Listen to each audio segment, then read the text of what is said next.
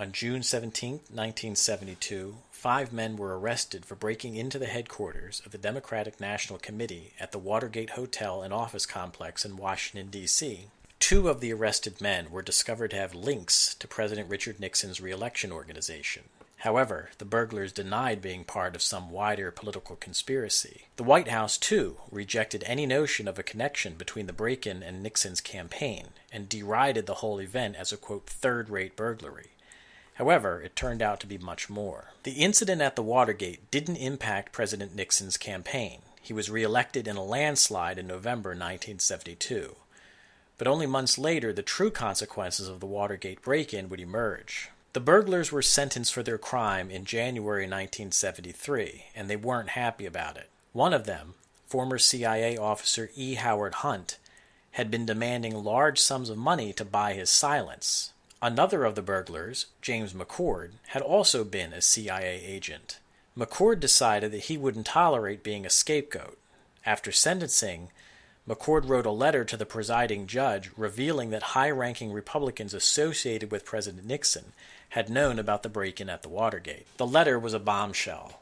Previously, the media had mostly ignored the Watergate break-in and its aftermath. But McCord's letter changed that, and the media started to increase the pressure on President Nixon for accountability and a thorough, independent investigation. Nixon could no longer ignore or dismiss the growing scandal. On April 30th, 1973, in an effort to seem like he was punishing the people responsible for the Watergate break-in, President Nixon requested the resignations of his 2 closest aides, Chief of Staff H.R. Haldeman and his domestic policy advisor John Ehrlichman. Nixon also fired his White House counsel, John Dean.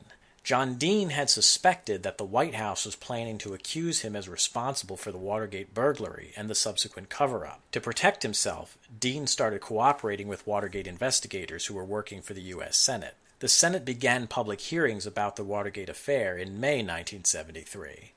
That same month, Harvard law professor Archibald Cox was appointed as an independent special prosecutor, whose job was to examine the whole matter and to press charges as necessary. The following month, former White House counsel John Dean testified to the Senate Watergate Committee. Dean revealed that he discussed with President Nixon the Watergate break-in and the cover-up, including Howard Hunt's demand for hush money. Dean testified that he warned Nixon that the Watergate affair was a, quote, cancer growing on the White House that, if not stopped, could end Nixon's presidency in disgrace. But Nixon ignored Dean's warnings and proceeded to direct the cover-up. Testifying to the Senate in July 1973, Nixon aide Alexander Butterfield confirmed the existence of a tape recording system in the Oval Office of the White House, which Nixon had installed in 1971.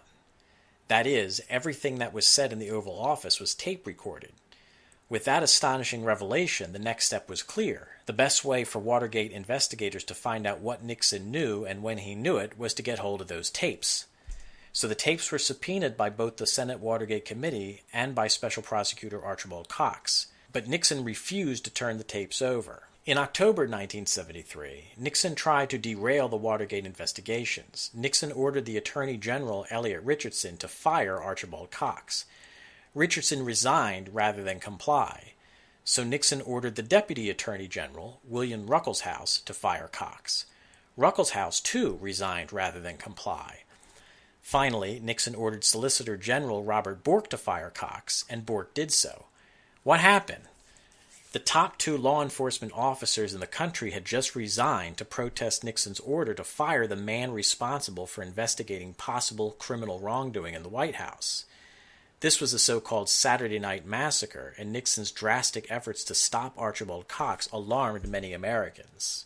It didn't help that, in the same month, the Vice President of the United States, Spiro Agnew, was forced to resign due to charges of income tax evasion and fraud while governor of Maryland. Congressman Gerald Ford was appointed to be the new vice president according to the provisions of the 25th Amendment. Nixon tried to compensate for his huge mistake with the Saturday Night Massacre by appointing a new prosecutor to replace Cox, but Jaworski simply picked up where Cox left off and demanded that Nixon surrender the Oval Office tape recordings. The pressure on Nixon to come clean was mounting. At the end of April 1974, instead of handing over the tapes, Nixon released edited transcripts of the tape recordings, hoping that doing so would be considered an acceptable compromise. It wasn't. Leon Jaworski sued Nixon to compel Nixon to release the tapes. In July 1974, the U.S. Supreme Court ruled that Nixon must turn over the tapes. Between July 27th and the 30th of 1974, the House Judiciary Committee adopted 3 articles of impeachment against President Nixon for obstruction of justice, misuse of power, and failure to comply with subpoenas from the House of Representatives. Seeing his position as hopeless, on August 8, 1974, President Nixon announced his resignation in a televised address to be effective the following day. Gerald Ford would become the next president and would thereby have the dubious distinction of being the only man to serve as vice president and president who was not elected to either office. On September 8th, President Ford pardoned Richard Nixon. Ford believed that the best thing for the country was to end the drama and put Watergate in the past. Although at the time Ford was widely criticized for pardoning Nixon, the consensus now is that it was a wise decision. It's never been proven that President Nixon ordered the break-in at the Watergate or knew that it would happen. What has been proven, however, is that Nixon was heavily involved in the cover-up right from the very start. On June 23, 1972, only 6 days after the break-in, Nixon's own taping system recorded him advising his assistants to try to use the CIA to block the FBI's investigation in the Watergate break-in. And Nixon was recorded telling John Dean in March 1973 that secretly obtaining $1 million in hush money for the burglaries wouldn't be a problem, that, quote, I know where it could be gotten. In his oath of office, Richard Nixon had sworn to uphold and protect the Constitution of the United States. But while in office, he actively worked to undermine the rule of law to protect himself and his associates.